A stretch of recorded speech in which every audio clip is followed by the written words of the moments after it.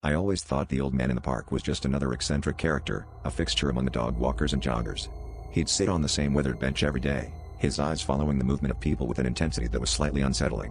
One day, as I passed by, he called out to me, his voice raspy but inviting.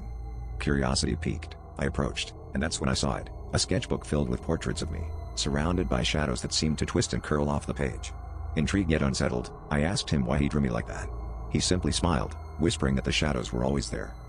I couldn't shake the image of those sketches from my mind, each one more detailed than the last. I began noticing shadows where none should be, lurking in corners and creeping along the walls of my apartment.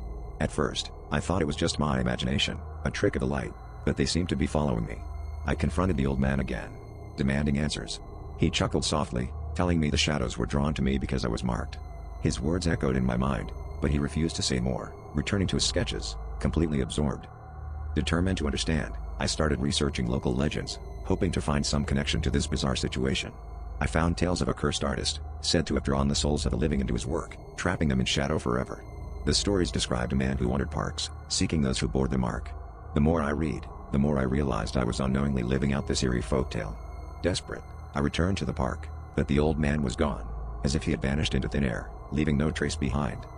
In the days that followed, the shadows grew bolder, more defined, like living entities. They whispered my name, their voices a symphony of despair. I tried to ignore them, but they were relentless. One night, the shadows finally closed in, enveloping me in darkness. In that suffocating void, I understood the truth. The old man hadn't been sketching me. He'd been capturing my essence, sealing my fate with each stroke of his pencil.